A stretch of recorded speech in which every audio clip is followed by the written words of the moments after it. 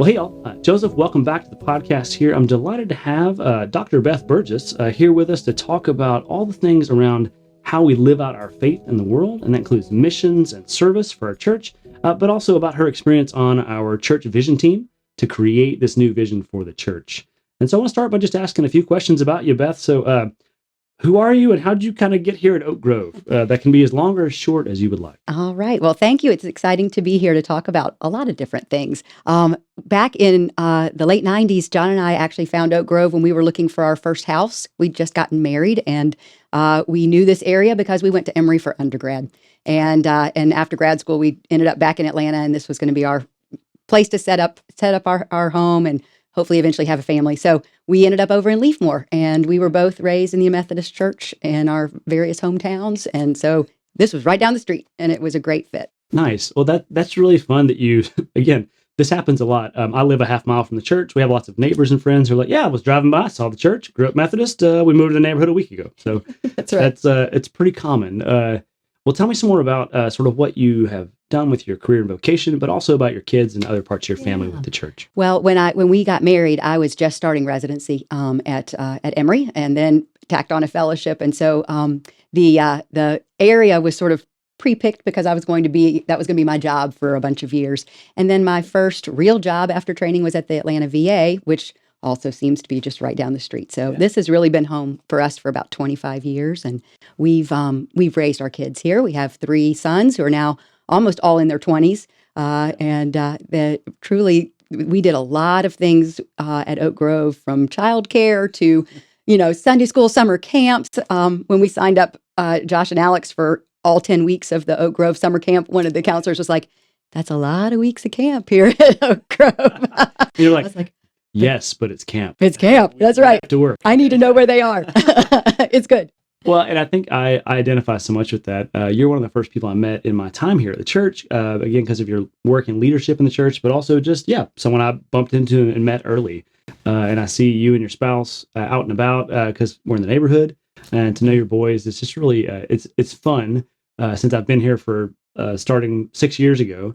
So it's nice to have been around for a minute and have seen them finish out school, at least the tail end of things, and then move into, young adulthood, as we were discussing earlier. Correct. So there's something you really love about the church? I do think that the church sort of kind of grows with you. When you have a young family, there are things that it gives you that you won't need forever, like childcare or like Sunday school classes, for the elementary, or maybe children's choir. And then you're growing, your kids are growing, your family's changing. You end up sort of seeing the things they independently start doing. And so just for kind of raising kids, there were some of my favorite things were, going through, watching them hit the milestones of there's confirmation, and gosh, we're here at graduation Sunday. Those are some of my favorite. So Oak Grove really has kind of been part of the traditions. Really, it probably is some of the main traditions that we have are related to things that happen at Oak Grove. Christmas, walking to Christmas Eve service, and attending those kinds of things. Well, I think that's really powerful. I love what you said about how the church kind of grows with you. That's one of our hallmarks of ministry here at Oak Grove is our intergenerational ministry. We have multiple age levels and stages for people, but almost no matter where you are in your life and faith journey, there's a place for you to fit here at Oak Grove. Mm-hmm. That's the whole part of this connect, grow, live part that came out of the vision process, as well as how do we build in inclusion in all of those areas and spaces. And I want to move us in the conversation towards the vision team because you were on the 12 or so person lay-driven vision team. And I'd love to hear some of your takeaways and thoughts about the vision team, as well as some of the high points or things that stick with you about that process. Being part of the team was it was exciting because it was fun to think about being after the pandemic. It's almost a reset in a way. Where do we want to go? Things change. There's been new use of digital services and having people that you didn't have to get into the building to actually participate. And we just knew that it fit to actually have some dedicated focus on what the future was going to bring. So that was exciting. It was very daunting. I think a lot of us really were maybe lost a little sleep thinking, I'm supposed to figure this out. And then it became more clear, like, I guess if you think about it, we have 2 ears and 1 mouth. Like our job was really used in that proportion, like listen and figure out what the church is saying. And So doing the conversations in small groups, a Wednesday night dinner that had a large number of people, some Sunday school sessions, gave a lot of good feedback. And what Blair Boyd's aunt, who is the leader in congregational excellence for the conference, Right. she said, just keep listening for what comes up over and over again. That's God's going to help you figure out what the main messages are. And so I think over the 7 or so month process when we met and we started pulling all of these data points together and started sort of seeing where things were kind of becoming into common buckets, it became clear what the church was wanting to do and which direction it was wanting to go. Sure. That's really helpful to hear about how the process, I mean, you felt it's a daunting thing to try and think about. So what's our church going to do for the next 5 years? Ugh. Yeah. And I love hearing how, when you were in the process and others, how hearing what people in the community and the church through all these 1,600 plus data points we had collected through surveys and conversations, but also how it sort of started to sort of gel into some of those buckets of inclusion and Yes. connecting with each other and growing in our faith and living out our faith beyond the walls of the church, how that became focusing in a way. Mm-hmm. I got to come in and listen in as a staff person who was going to be communicating some of these things, sort of what you all were hearing, and then think about how we package that in a way where people can understand it. This podcast came out of some of the conversations about more digital ministry things and looking for different ways for people to engage in their faith in meaningful ways, but also in thinking about how we communicate the vision. So that's why this first series of podcast conversations is about that. But I love hearing how it sort of evolved into listening and prayerfully discerning what you all heard, not just what you wanted to do or what you thought was important, but what the people of this church and community wanted. So that's really quite encouraging. Yeah.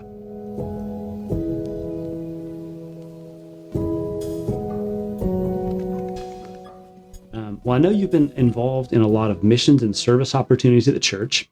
And on the vision team, I know that was a big subject of conversation about how we are living out our faith in the world, hence how we got into that category.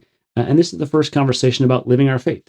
Next week, we'll be talking with Pastor Amy about her understanding of missions, as well as being neighbors and living in the neighborhood and all that part. But I do want to get into some of the ways that you see for folks listening here in our church community and from your experience sort of in your 25 years being here at the church, how people have opportunity to get involved in living out their faith. So I'd love to hear some more about that. You know, it's been very fun to have big projects that you could join in with all members of your family. Some of the ones that come to mind are Spooky to Be Hungry. When you think about the three, I think, foundational pillars of connect, grow, and then live out your faith, when you get to go take a paper bag to a neighbor's front porch, and they realize you've done this a couple of years in a row now, there's a connection that develops, and they're realizing it's coming from Oak Grove again, and wondering where that food ends up.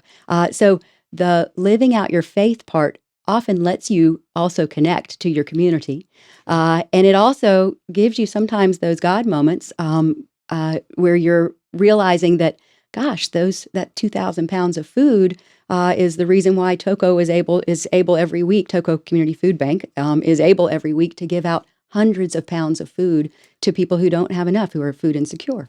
Yeah, and just for the folks listening and watching to the podcast, like who may not know what It's Spooky to Be Hungry is, give us a little synopsis of what that is and what it looks like. Because again, every year, every week, we have new people in the church, and I want to help them have that opportunity for it. So every October, there's a 1 week span that is usually begins, sometimes it begins with the church barbecue, another tradition of our church, where you go, you have bags and you've chosen a street and you know how many homes you have, and go, you take your kids out and you say, okay, you take that for house and you take this one, you put the bag on the front door. It has a stapled list with the shelf-stable food items, and now with digital advances, there's a QR code. And if someone doesn't want to fill a bag with supplies, they can simply donate through the QR code. And the next Saturday, they put it by their mailbox. So for me, it really, I guess I'm a kid at heart, but it's really fun to look out that Saturday morning down the street and see there's bags by the Yeah, mailbox yeah, they yeah. didn't forget, and then to go take your car, you got the trunk up on the minivan, and your kids are putting the bags in, and you're driving slow, and then your kids get their license and they want to drive, and you're the one carrying the bags to put them in. That sounds like the It's iteration fun. you've had. Yes. And then we take all that food back to the church, and there's a bunch of volunteers who sort out all the canned goods, and there's always prizes for the most exciting and random food we might find. We won't talk about the expired food. I would just, but that's that's not good to mention. not fit for worship. So once the food's back in the building, we sort it, and then talk about how that is meaningful for some of our mission agencies and partners, folks we work with in the community. Right. So you have, believe it or not, in fact, I've recently learned this, that Atlanta actually has the largest discrepancy in income in the entire country. Wow. We have a lot of folks living in poverty. Homelessness is a problem. Food insecurity is a problem. And Toco Community Food Bank is actually a food bank a couple of miles away that was started by by Oak Grove United Methodist Church in conjunction with several other churches and groups, and is a sustained food pantry that is serving folks. Drive up on, they receive food from local grocery stores. They'll have frozen meats. They'll get fresh produce. And then Tuesday, Wednesdays, and Thursdays, people are driving through to pick up their allotment of food. You have veterans who are food insecure, and they are coming to get food.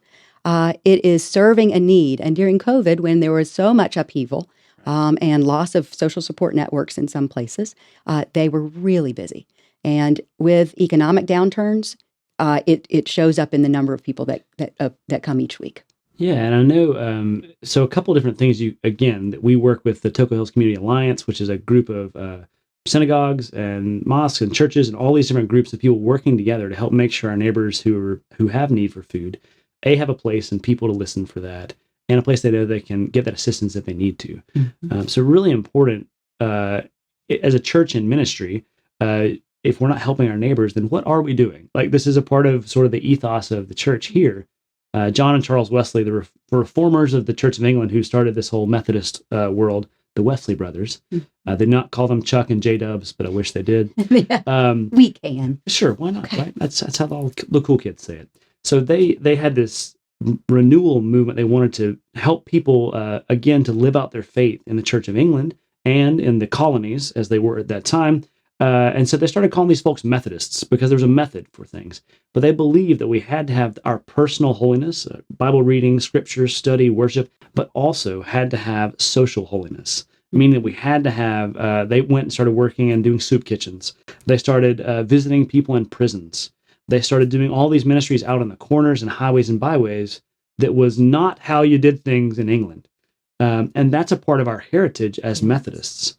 And I love that this church at Oak Grove is so involved in helping people have ways to live out their faith. Mm-hmm. So you can always, we give every year to support financially the ministry there for Toco Hills Community Alliance. Every food drive we ever do, they're a part of that and receiving food. And you can go and volunteer. I don't know if you want to speak to any of that part of volunteering. Yes, my husband enjoys that. He's done different days. He's a regular. He's a regular. He's now on the Monday, unload frozen meat section. Okay. But there are several church members, and they have committed to being present on a regular basis, and they help with delivering bringing the food to each person's car. There has in the past been a clothing pantry or clothing closet, and so helping with folks that need those types of supplies sometimes too. Yeah. And it's not everybody's driving up in a car. You have folks that walk up. You have folks that ride a bicycle. They're not going to carry that big, 30-pound box of food. They're loading a backpack and maybe getting a hot meal when they come. So it really does a lot of good work, and it's only a couple miles away. We have other things that are only just a couple miles away. Montclair Elementary is a school where you have a lot of children who are relying on the public school system to provide meals during the school year. But then in the summer, they don't have access to food. And so the Smart Lunch, Smart Kids program is sort of another area where you can live your faith. You can go and help folks in the community by putting together the snack bags or the meal kits in the summer. During the school year, it's blessing bags that go to the same elementary school to help over the weekend. And tell us about blessing bags. Like blessing bags every week, It's a wonderful, fun, intergenerational event. It's just after dinner on Wednesdays, but say some more about how that's a place you can get plugged in for people. It's been it's kind of like a amazing whirling process where basically you line up the tables with the components for every snack bag, and then brown paper bag grocery bags are filled, and you just go down and you're putting in everything from it could be a soup cup, or it could be a peanut butter cracker, it could be a granola bar, a fresh banana, a drink box, a milk. And at the end, they're stapled, they're loaded into the church van, and then delivered to the elementary school. And it's every age. You'll have folks that are really slow and deliberate, like the adults that are being so careful, and then you have the kids that know they can do two at a time and throw it all in. Yeah, and it's, again, this is a process we do every week together in partnership with Montclair Elementary, who's invited us to be in ministry with them. So this is, again, that good mutualism in our mission and service. No toxic charity when we can avoid that, we do. And also, we do other things with the Montclair Elementary School throughout the year. So they're sort of our friends and neighbors, and in our acknowledgement of our privilege here and what we have as far as resources and abilities, we love to share those things in our neighborhood.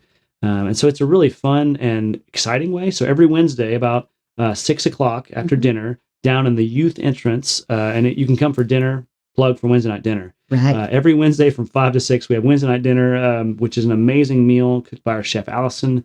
Amazing food, wonderful things, and programs and activities after that. Children's choirs, blessing bags for the folks of us whose kids may not want to sing or they're not into that this week. But again, you'll have like three generations of families down there. You're right about the kids running through with all the bags and seeing how quickly they can do it. And then grandma is, using her walker and coming through and getting that state. It's just neat to see how it's a process all of us can engage with. And then the next day for the drivers and folks who take the food to our partners at Montclair, and then they distribute it, which is a huge way that we can help support and make sure kids who have free and reduced lunch during the week as a stable way to maintain food and educational value can also have that over the weekend. So it's a really fun thing to do, but also meaningful and helpful and practical. That's right. That's right.